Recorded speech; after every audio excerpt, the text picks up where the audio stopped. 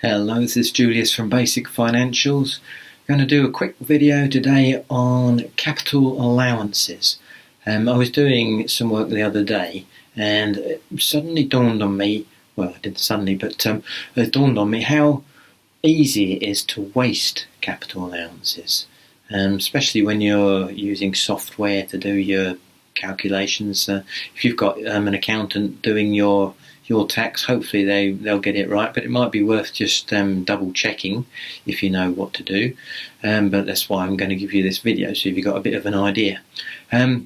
Okay, so capital allowances are a form of tax relief on equipment and things like that you buy for your business that is capital rather than revenue. If you've watched previous videos, you might have heard me mention that before. Revenue expenses are normally things like postage and stationery, rent and rates, that sort of thing that you incur in the year as part of your running costs for producing the income for the year. Whereas capital expenditure is normally on bigger things like computers, or if you're in a bigger business, it might be a large piece of plant and equipment that being used for manufacturing, or it could be cars. The rules for cars are a little bit different. So the point I want to get across here is not all the detail of capital allowances. Today I just really want to make the point about how you can easily waste them. Now, I'm also going to ignore all sorts of other things like all the other sorts of income you might have and allowances like pension contributions, all that sort of thing. Just going to keep it really simple so you get the point. Now, imagine that you have got your profit for the year and you've had a tough year and your trading profit is £10,000.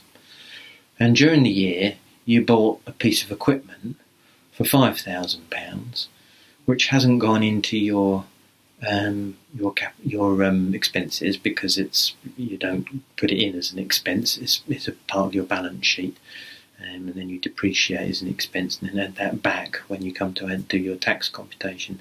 So you've done your tax computation. You've got a profit of, let's say, I think I said £10,000, and you've got this piece of equipment you bought for £5,000.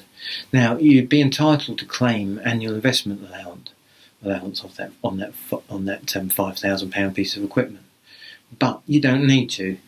You don't want to, because it'd all be wasted. If your profits are £10,000, you've got no other income, nothing else going on. Your personal allowance for the year is £12,500, so you can earn that before paying any tax.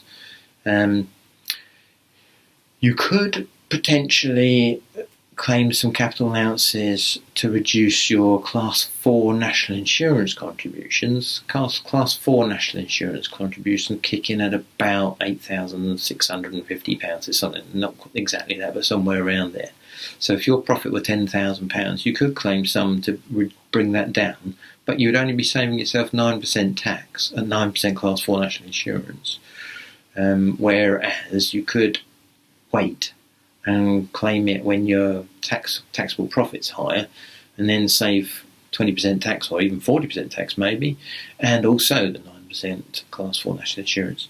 If your income were less than the Class 4 national insurance limit, you definitely wouldn't want to claim it because you would be totally wasting it. So the other thing is, if you've got capital allowances if you've got capital assets brought forward that are still getting capital allowances on at 18% a year, you and your profits were, say, only £8,000, you wouldn't want to be claiming the 18% allowance. You just don't claim it, and then what that means is you'll have more left to carry forward to claim in future years. There's no point in claiming it if you don't need it.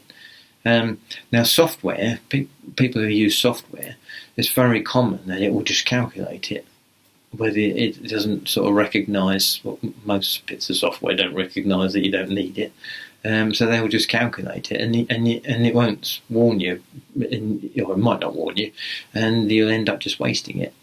HMRC won't tell you either, because they'll just go with what you've done. So that's something to watch out for. Don't claim your capital allowances if you don't need to. So yeah, the capital allowances rules are quite complicated, but just watch out for that one. I'm not going to go into that detail. I just wanted to make that little point. Yeah, so I hope that's helpful for you, and if you'd like, and subscribe as usual, and I'll join you again for another video sometime soon.